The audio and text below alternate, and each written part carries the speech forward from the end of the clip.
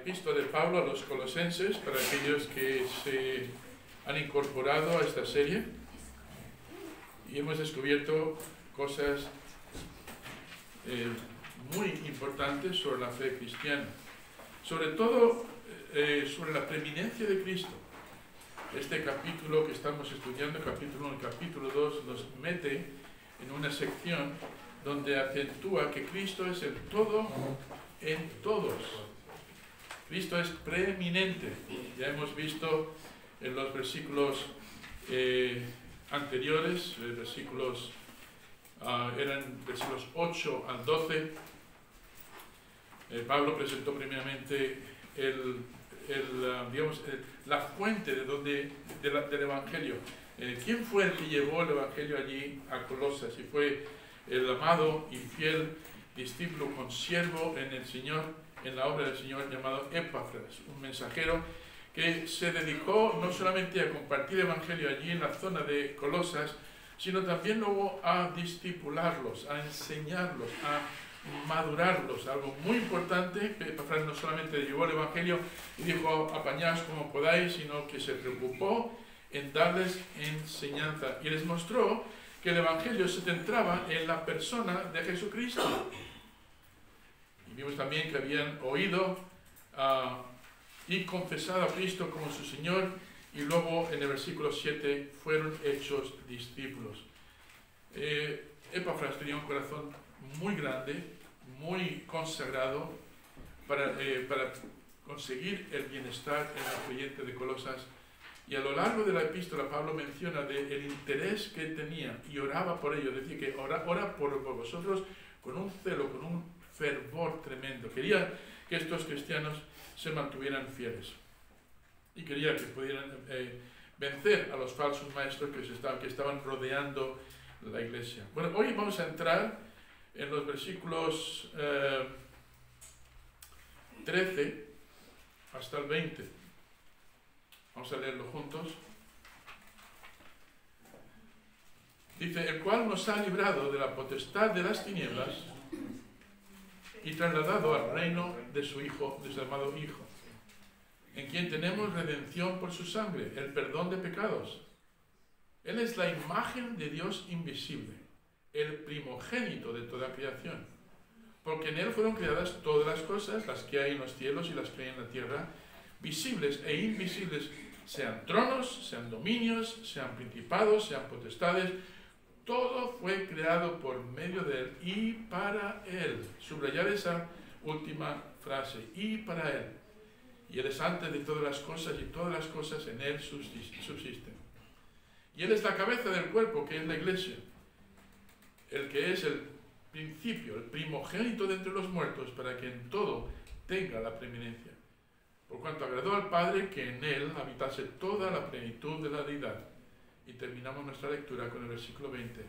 Y por medio de Él reconciliar consigo todas las cosas, así las que están en la tierra como las que están en los cielos, haciendo la paz mediante la sangre de su cruz. Vamos a orar. Vamos a pedir las bendiciones del Señor a este mensaje. Y por favor, ora también. Primero, analiza tu corazón. ¿Has venido esta mañana con un corazón abierto para que la palabra de Dios pueda penetrar y germinar y producir fruto? Si venimos así, yo sé que este mensaje, esta porción de escritura que estamos leyendo va a ser de gran bendición. Vamos a ver. Señor y Padre Celestial, te damos gracias, Señor, porque tú eres el todo en todos. Y Pablo entra nos da un lujo de detalles para mostrarnos, Señor, exactamente qué es todo. No solamente eres el todo y lo único que necesitamos para la salvación de nuestras almas, sino que eres el que estuvo allí fundando la tierra y el universo. Eres el que gobierna sobre todas las autoridades en el más allá, por decirlo de alguna manera.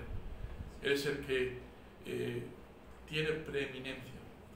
Y Padre, ayúdenos a captar esta última frase que hemos destacado, que todas las cosas fueron creadas para ti. Así que, Señor, obra en nuestros corazones hoy dame el poder del Espíritu Santo, la habilidad que el Espíritu Santo solo puede dar para que este mensaje, Señor, cobre vida en Cristo Jesús. Amén. Amén. No sé si habéis notado en la página de WhatsApp de la iglesia, puse un extracto de 7 cosas que deberíamos tener en cuenta a la hora de orar. A mí me inspiraron mucho y son cosas por las que Pablo constantemente presentaba delante de Dios. Vimos, por ejemplo, como él pide, en el momento que escuchó de la fe de estos nuevos creyentes, pide a Dios para que reconozcan más del Señor Jesucristo, que reconozcan más su voluntad. También pide que sea su fe vaya en aumento, vayan comprendiendo mejor, tengan más discernimiento de las Escrituras, más comprensión espiritual en el versículo 9, para que vivan de manera que agraden al Señor en todo. Vamos a ver el todo más adelante en el capítulo 3 y 4, cuando Pablo presenta, por ejemplo, nuestra vida laboral, nuestra vida familiar, nuestra vida de adoración, todas las áreas de nuestra vida, el Señor tiene que estar en el centro. Y Pablo quiere que nosotros aprendamos eso, de honrarlo en todas las áreas de nuestra vida. Y él pide por esto. Y hay una serie de cosas más por las que Pablo ora. Y esto nos sirve a nosotros de enseñanza para que las tengamos en cuenta a la hora de venir delante del Señor en oración. Muchas veces nuestras oraciones son superfluas. Pedimos por lo primero que viene a nuestra mente sin pensar en lo que tenemos, lo que necesitamos espiritualmente hablando. Entonces Pablo se ocupa de eso en el capítulo 1. Pero aquí en los versículos 13 al 20 el apóstol Pablo centra toda su atención en lo que Cristo representa. Mira qué curioso, voy a ir muy rápido, así que tenéis que prestar mucha atención. En el versículo 4 utiliza la palabra todos los santos, versículo 6, así como a todo el mundo. En el versículo 9, toda sabiduría. Va avanzando en el versículo 10, agradándole en todo, llevando fruto en toda buena semilla, fortalecidos con todo poder para toda paciencia y longanimidad. Versículo 16, porque en él fueron creadas todas las cosas. Versículo 16 al final, todo fue creado por medio de él y para él. Versículo 17, todas las cosas otra vez en el versículo 17, y así ocurre en el versículo 18, versículo 20, versículo 23, versículo 28, capítulo 2, versículo 1, capítulo 2, versículo 2, capítulo 2, versículo 3. Todos los versículos. ¿Es importante el todos aquí? Todos. Alguien diría, Pablo, como escritor no eres muy eficaz, muy redundante. Esto no hace muy buena literatura, posiblemente, pero sí hace buena doctrina. Y lo que Pablo quiere que ellos entiendan es la doctrina de la preeminencia de Cristo. ¿Quién es Cristo realmente? No solamente en nuestras vidas, sino en el mundo espiritual y en el mundo entero. Todo en todos. De ahí el título, Jesucristo, Señor de todo en todos. Ahora, los falsos maestros no tenían problemas en incluir a Jesucristo en su programa de creencias, por así decirlo. No negaban la importancia de Jesucristo, simplemente no le reconocían como soberano, le daban prominencia, pero no le daban la preeminencia. Y de acuerdo con la filosofía de estos maestros, Jesucristo fue solo una de tantas emanaciones. Esa palabra es importante que la tengamos presente. Emanaciones, es decir, el mundo del más allá se quiere manifestar. Y con relación a Jesucristo es una más, ¿no? Es una emanación más de tantas procedentes de Dios, por medio de las cuales los hombres pueden alcanzar a Dios. Una más. Me pregunto yo, ¿cómo reaccionarían estos falsos maestros ante aquellas palabras que el Señor dijo o que escribió en Juan capítulo 14, versículo 6? Yo soy el camino, la verdad y la vida. Nadie viene al Padre sino por mí. Para ellos seguramente esto sería escandaloso, demasiado redundante, demasiado preeminente para su gusto. Entonces Pablo escribe esta sección para refutar esas tendencias que traían estos falsos maestros. Y nos presenta 4 argumentos, y no me van a dar tiempo para darlos todos hoy. El problema es este, que tampoco lo voy a poder dar la semana que viene, porque la semana que viene hermano Francisco va a traer el estudio, va a traer el mensaje. Por la tarde el hermano Tim predicará. La semana siguiente, sabes que tenemos al hermano Ken, o sea que cuando quiera volver a esto ya vais a olvidar de todo lo que voy a predicar hoy. Espero que no. Pero va a haber 2 semanas de puente, entonces prestar mucha atención, porque si no voy a tener que predicarlo otra vez dentro de 3 semanas. ¿Quién quiere escuchar? No. Ok, entonces son 4 argumentos que refutan, que Pablo utiliza para refutar las malas enseñanzas que podían venir de fuera. El primero, toma nota, y ese que vamos a tratar hoy. Cristo es el único Salvador. Pablo presenta eso con una contundencia extraordinaria. No quería dejar la menor duda, así que enfatiza esto en los versículos 13 y 14. Luego, saltando al capítulo 1, versículos 15 a 17, nos va a decir, ¿y qué tal en la creación? ¿Qué parte tuvo Cristo en la creación? Algunas personas que andan por ahí, sobre todo los sábados, se llaman testigos de Jehová, piensan de que Jesucristo fue una creación. Y van a utilizar un pasaje que hemos leído hoy para decir que él fue un ser creado y que luego Él creó el resto de las cosas.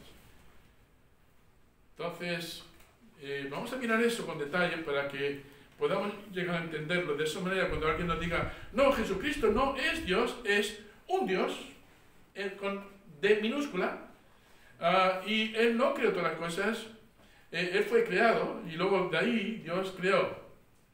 No.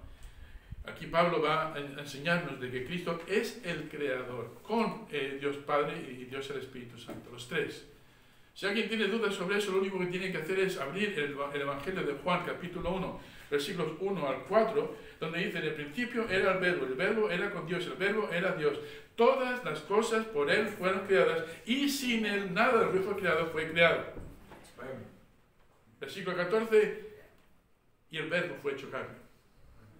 ¿Dónde estaba Cristo en la creación antes de todas las cosas? Junto con el Padre y con el Espíritu, estableciendo el plan para crear el universo. Entonces, aquí esta doctrina es muy importante también. ¿Qué papel juega, si Cristo es todo en todo, qué papel juega en la salvación? ¿Qué papel juega en el universo? Y luego, ¿qué papel juega aquí, con la iglesia? Y ahí vamos a ver en el versículo 18, donde Pablo dice, Cristo es la cabeza. También ahí, Él es el todo en todos. Y finalmente termina con el cuarto argumento, que dice que Jesucristo es el primogénito de los muertos. Y de ahí la palabra primogénito, de la que algunas sectas confunden y utilizan para afirmar de que Jesucristo fue el primer creado de todo lo creado. Vamos a ver esa palabra con detalle. Pero al final, los versículos 19 y 20, me encanta como Pablo concluye con esta sección, porque dice, Él es el amado, no uno más, sino el amado del Padre. ¿Os acordáis cuando Jesucristo fue bautizado? El Espíritu Santo bajó como baja una paloma, no como una paloma, sino con la gracia de una paloma. Y la voz del Señor, de Dios Padre, dijo, este es mi Hijo amado en quien estoy complacido. Jesucristo no tenía que hacer nada para que Dios estuviera complacido con él. Recuerda que ahí empezaba su ministerio. No tenía que terminar su ministerio para decir, ahora sí estoy complacido porque sé que ha hecho... No, en él tengo complacencia. Y además aquí Pablo lo arropa todo. Así que vamos a empezar con el primer punto. Cristo es el Salvador. Leamos versículos 13 y 14 otra vez. Y del cual nos ha librado, mira de todo lo que nos ha librado, de la potestad de las tinieblas, y trasladado, nos ha librado, y ahora nos ha trasladado al reino de su Hijo amado. Estamos bajo una nueva administración. Amén. Amén. Ya las cosas viejas pasaron, todo se ha hecho nuevo. Tenemos un nuevo Salvador, una nueva ciudadanía, unas nuevas metas en la vida. Todo empieza ahí. En el versículo 13 dice, el cual nos ha librado de la potestad de las tinieblas y trasladado al reino de su Hijo amado, en quien, gracias a Él, por lo que Él ha hecho, tenemos redención por su sangre, el perdón de pecados. Ahora, eso se puede leer en 3 segundos, pero hay que desempaquetarlo. ¿Estáis listos para desempaquetar esos 2 versículos? ¿Cuánto tiempo te hace falta? 45 minutos, nada más. Hermano, cuando llegamos a una sección como esta, esto es pura doctrina. Y si no la entendemos, no vamos a entender la importancia, la preeminencia que tiene que tener Cristo en nuestra vida. Esto es fundamental para nuestro andar, para nuestras decisiones. Si entendemos esta sección, mañana al levantarte no vas a decir, voy a hacer esto, sino vas a decir, Señor, ¿qué quieres que yo haga?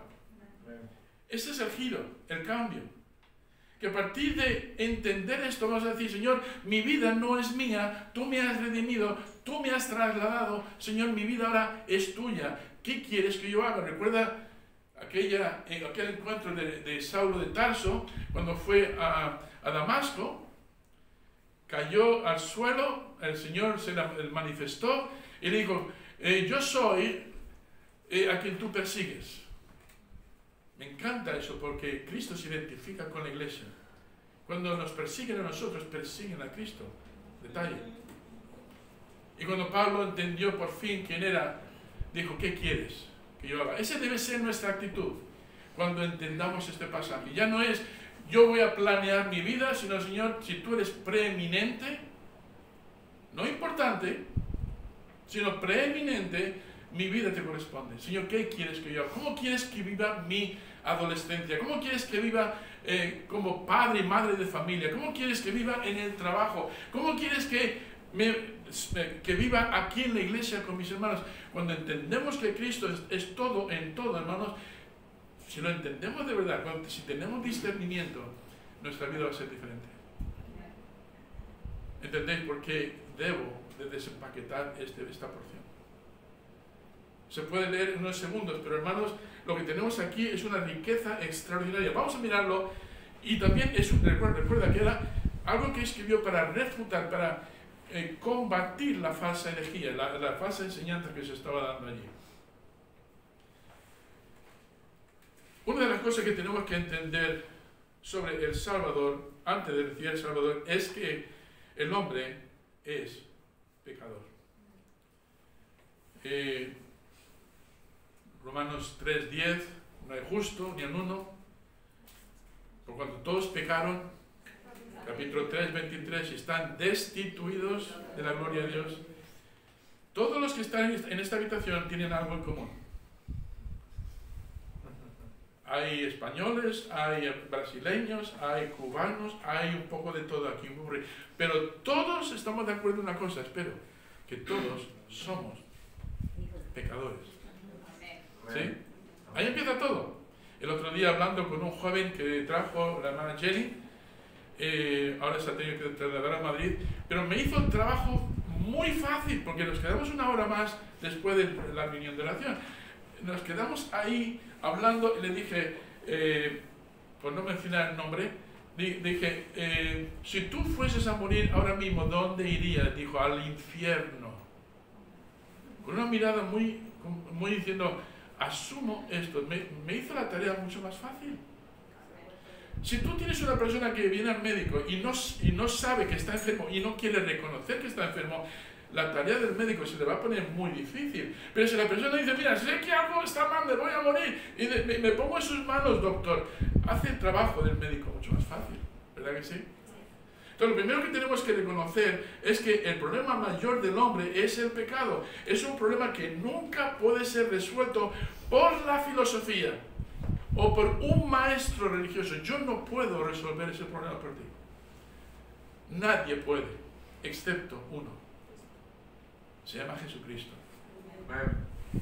Los pecadores necesitan un Salvador. Los pecadores no necesitan más religión. La religión puede reformar algunas cosas, Pero necesitamos, hermanos, transformación. Necesitamos nueva vida. Lo que perdimos con Adán, hermanos, y hemos heredado de Adán, necesitamos que se avive, que reciba nueva vida. Por el hecho de que somos pecadores, hermanos, necesitamos venir corriendo al Señor Jesucristo y decir: por favor, te ruego que derrames tu gracia sobre mi vida. Sálvame de mi condenación. Hermanos, después de mi salvación, aquellos que habéis tenido el privilegio de guiar a una persona a Cristo, estaréis de acuerdo conmigo. Después de mi salvación, la mayor bendición que tuve fue la de poder guiar a una persona a los pies de Cristo. Saber que tuve parte en el cambio rotundo, no solamente de lo que va a pasar aquí en la vida con esa persona, sino lo que va a pasar en la eternidad. Tremendo privilegio. No te distraigas nunca de esa misión de ir y predicar el Evangelio. Predicamos a un Cristo vivo, que aunque han pasado 2000 años, el Evangelio no es viejo, está tan fresco hoy como el primer día. Cristo ha muerto por nosotros, fue sepultado, pero ha resucitado. Cristo es lo que necesitamos para poder salvarnos de la condenación y del infierno. Mira lo que dice el versículo 13, dice: el cual nos ha librado de la potestad de las tinieblas. Eso es interesante. La palabra de librar significa rescatar de un peligro. Es como si ahora fueses a casa y tu casa estuviese ardiendo, pero tu esposa está dentro, tu esposo está dentro, y no lo sabe, está durmiendo. Y tú enérgicamente entras, abres la puerta y la sacas a la persona allí y le rescatas. Si no hubieras tomado esa acción, la persona hubiera fallecido por las llamas. Bueno, lo que ha hecho Cristo, hermanos, es que fue a la cruz y pagó el rescate. Él nos ha librado de la culpa y sentencia del pecado. Romanos 6:23 dice: porque la paga del pecado es muerte, mas la dádiva de Dios es vida eterna en Cristo Jesús, Señor nuestro. Estábamos en peligro de pasar la eternidad separada de Dios, pero con Cristo, hermanos, Él fue nuestro puente, y cuando le recibimos como Salvador, todo cambió. Nos ha trasladado, nos ha librado de la potestad de las tinieblas, como dice ahí, el cual nos ha librado de la potestad de las tinieblas, pero nota algo más. Dice: y nos ha trasladado al reino de su Hijo amado. Nos ha trasladado ahí en el versículo 13, la palabra está trasladar, se usó para describir la deportación de una población de un país a otro. Tuve el privilegio hace varios años de viajar a China con mi esposa. Hicimos un pequeño crucero de un día o dos por el río Yangtze, no sé si lo conocéis, si habéis oído de él. El río Yangtze tuvo un cauce muy pequeño, pero como llovía torrencialmente en esa zona y se inundaban los pueblos todos los años de una forma brutal, barría con todo, decidieron ampliar el cauce del río Yangtze, pero para ampliar el cauce, para que pudiera correr por allí una masa de agua tan grande, tuvieron que trasladar a miles de personas de sus hogares. Sus hogares están ahora bajo el agua. Nosotros al cruzar por allí con el barco lentito, nos quedamos asombrados del cauce que tiene y la profundidad que tiene el río Yangtze. Pero luego miramos alrededor y muchas de las casas que habían alrededor eran nuevas. ¿Por qué? Porque trasladaron a la población. Hermanos, nosotros estábamos en peligro de inundación. Solo que era un lago de fuego, no de agua. Y Cristo, al ver que estamos ahí, proveyó el remedio para que nosotros pudiéramos tener esa salvación, poder ser trasladados a un terreno firme, fuerte. Y entonces, nota la siguiente frase: su amado Hijo. Puede traducirse también como el Hijo de su amor. Entonces, en el bautismo y la transfiguración de Jesucristo, el Padre declaró que Jesús era mi amado, dice en Mateo 3:17 y en el capítulo 17:5. Ahora, escuchen una cosa. El hecho de que la sangre de Cristo sea gratuita para nosotros no significa que sea barata. A Dios le costó su hijo, la muerte de su hijo. Si alguna vez has pensado, debería dedicar mi vida al Señor, piensa en esto. ¿Qué dio el Señor por mí? Requirió esfuerzo y sacrificio para que Cristo viniera y muriese y que nuestros pecados fueran colocados bajo sus hombros. Ya más vale que tú lo creas. Sin embargo, Jesucristo no escatimó su propia vida, sino que la dio por nosotros. Y no solamente la dio por nosotros para rescatarnos de esa condenación, sino para servirnos. Filipenses capítulo 2. No estimó ser igual a Dios como cosa que aferrarse, sino que se despojó a sí mismo, convirtiéndose en siervo, mostrándonos un ejemplo así. Tenemos tantos beneficios en Cristo.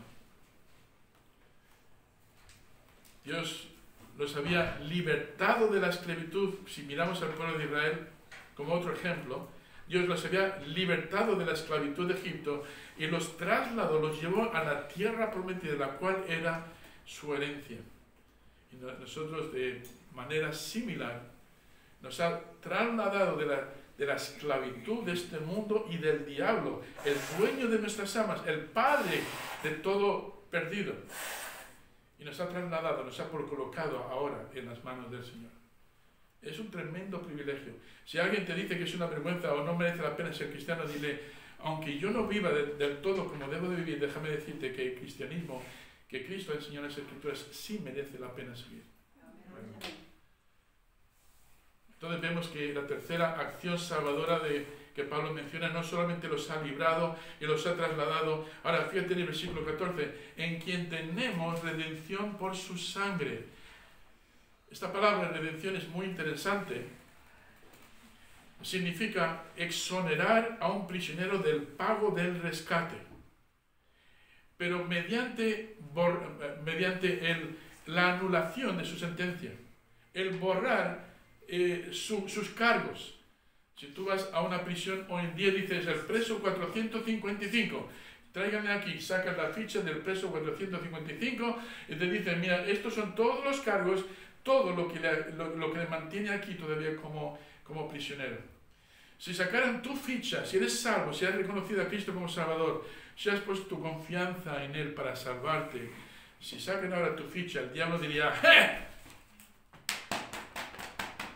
Acusado y culpable. Y Cristo dice, ¿no ves la letra que cruza anulado, pagado? Cada vez que Satanás se atreve a acusarnos delante de Dios, Jesucristo saca la misma factura ya cancelada. Imagínate ir a un restaurante carísimo, te invitan allí y luego te das cuenta de que tienes que pagar una factura de 200 euros. Pues me voy a quedar aquí a lavar platos durante mucho tiempo, ¿no? Pero luego alguien que está detrás, sin que tú lo sepas, va al cajero y le dice, yo quiero pagar la cuenta de aquel hombre de allá. ¿Cuántos son? 200 euros. Cargue la cuenta. Y cuando tú vas al camarero y dices, por favor, me trae la cuenta, dice, usted no debe nada. ¿Cómo que no debe nada? Aquí hay por lo menos una factura de 200 euros. ¿Quiere que le traiga la factura? Sí, por favor. Y ves la factura y dices, sí, esto lo he gastado.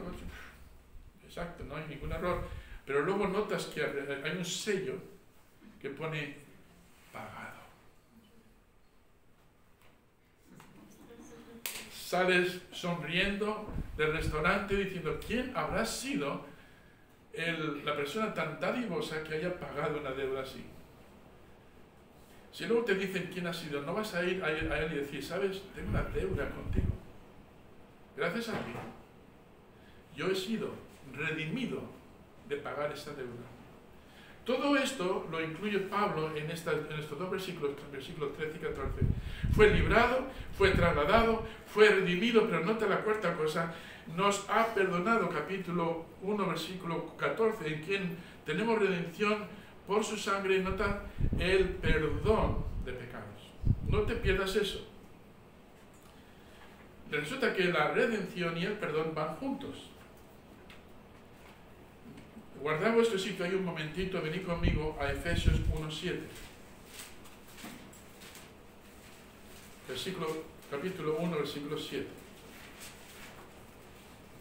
veis aquí la unión, dice, en quien tenemos redención por su sangre, el perdón de pecados según las riquezas de su gracia. Según las riquezas de su gracia. Cristo es inmensamente rico en gracia y está dispuesto a pagar el precio que nosotros no podemos pagar. Por pura gracia. No, pero quiero que notéis ahí, hermanos, cómo están vinculadas estas dos palabras. La de perdón y redención. La palabra que se traduce como perdón significa enviar fuera o cancelar una deuda. Entonces Cristo no solo nos ha librado y trasladado a un nuevo reino, sino que ha cancelado toda deuda para que no seamos esclavizados nuevamente. Satanás no puede encontrar nada en sus registros para acusarnos. Sin embargo, lo intenta una y otra vez. Nos dice en Apocalipsis que Satanás es el acusador que viene delante de Dios para acusarnos de día y de noche. Es terco Satanás, ¿verdad? Porque cada vez que va a acusar a un redimido de Dios, siempre va a tener la misma sentencia: redimido. Pero lo intenta una y otra vez. Vamos a probar con Egli esta vez. A ver si... Mira lo que ha hecho Egli.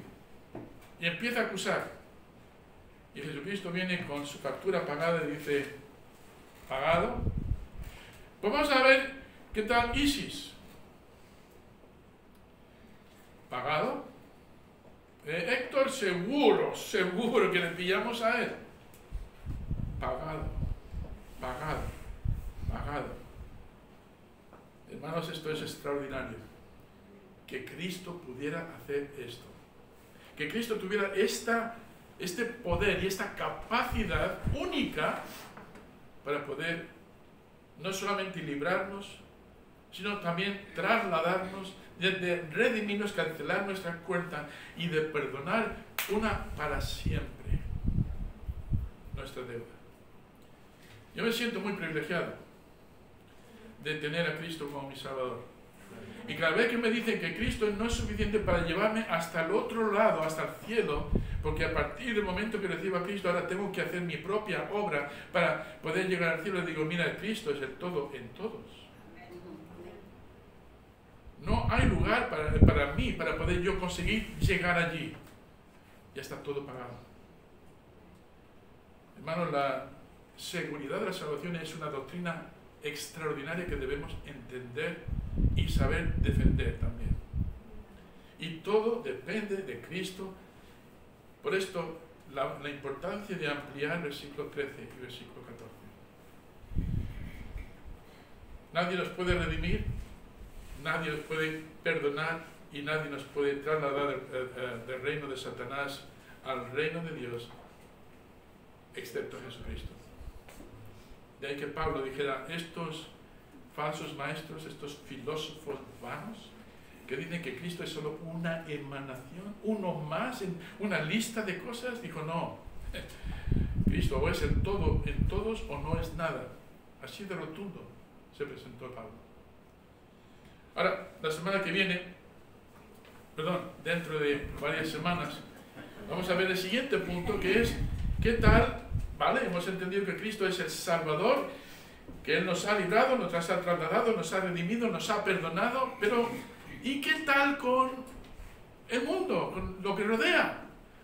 Dirían los falsos maestros, bueno, también Cristo es importante, es una pieza más de todo lo que hay. Y aquí Pablo va a decir: eres preeminente en esto también. O sea, lo que me encanta de esta epístola es su rotundidad con la palabra todo. Aparece tantas veces que tiene que ser un poco ignorante, un poco tonto, no darte cuenta de lo rotundo, de lo machacante que está haciendo Pablo aquí. Es insistente y es por una razón. Porque los falsos maestros también van a ser machacantes, insistentes en decirte: no, no es así. Es sumamente importante, hermanos, que entendamos estas cualidades de nuestro Salvador, nuestro Señor Jesucristo. Y aquí en los versículos 15 al 17 veremos la próxima vez que Cristo es el creador, el que lo sustenta todo. No solamente creó todo, sino que lo sustenta. ¿Sabes quién es el que pone freno al mar Mediterráneo? ¿Quién está contento de que el mar Mediterráneo llegue hasta la orilla y no se desborde, venga un tsunami y entre en toda la península de España? ¿Quién es el que lo mantiene ahí, a raya? Hermanos, el Señor no solamente creó el universo, hay algunos que se llaman deístas, que creen que Dios creó todo, pero que a partir de ahí ya Dios no se involucra. No, creemos que Dios lo creó todo y lo sustenta todo. Amén. Sin Él sigue produciendo, hermanos. Todos los días, cuando veas en la naturaleza cómo funciona, puedes ver el dedo de Dios. Y cuando lo ves, te quedas maravillado. Es como una caricia del Señor. Yo me levanto muchas veces a las 7 de la mañana y desde mi terraza veo unos amaneceres y unos atardeceres que te dejan... Y hasta se te saltan las lágrimas. Si eres capaz de entender esto, dices, Señor, acabo de ver un milagro producirse delante de mis ojos. A mí me gusta la pintura, me gusta pintar, pero cuando yo veo las pinceladas naturales de Dios, digo, Señor, eres el maestro de los maestros. ¿Quién puede pintar tridimensionalmente en un lienzo tan inmenso como el universo, lo que vemos todos los días? Ahí está el Señor Jesucristo obrando todos los días. Wow. No sé de ti, pero yo estoy listo para salir como un cohete disparado. Emocionate con esto. Séllalo en tu corazón y vívelo todos los días. Es importantísimo. Vamos a ponernos de pie.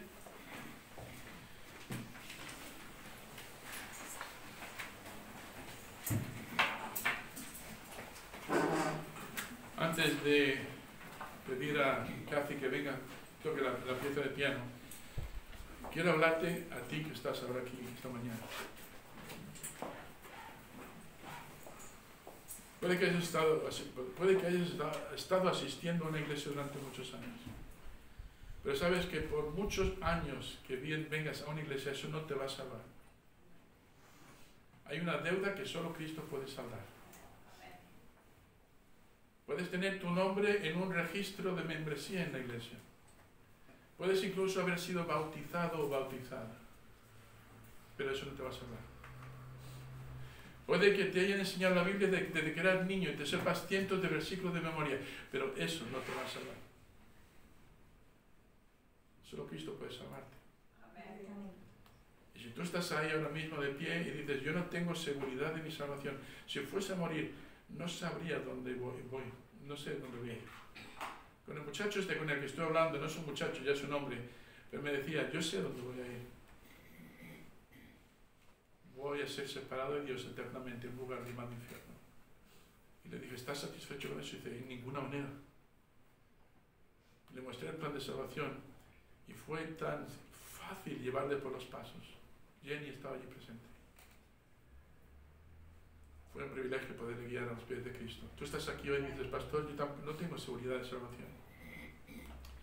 Te pido que por favor al final del culto te acerques a mí y digas, pastor, yo quisiera saber cómo solucionar ese problema. Me gustaría mostrarte en las Escrituras cómo hoy puedes tener plena confianza y seguridad de que si fueses a morir irías al cielo. ¿Me darías esa oportunidad? Y hermanos, si estáis aquí y decís, no, yo ya soy salvo. Yo recuerdo aquel momento cuando yo comprendí todo esto y yo pedí al Señor que entrara en mi corazón y me salvara de cancelara mi cuenta, mi deuda. Me acuerdo como si fuese hoy. Pero quiero preguntarte, ¿Él es todo en tu vida?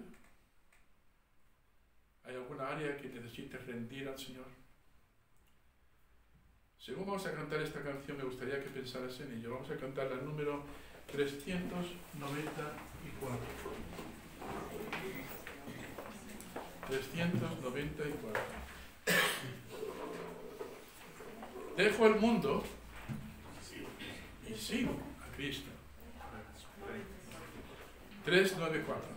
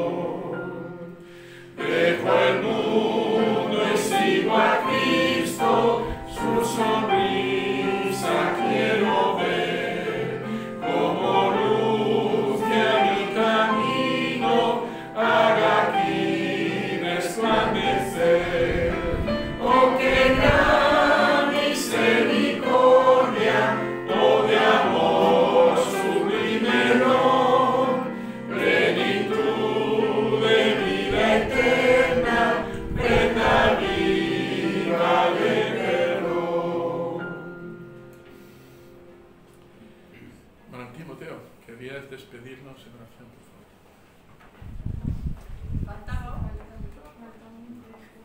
¿Queréis cantarlo? Sí, Muy bien.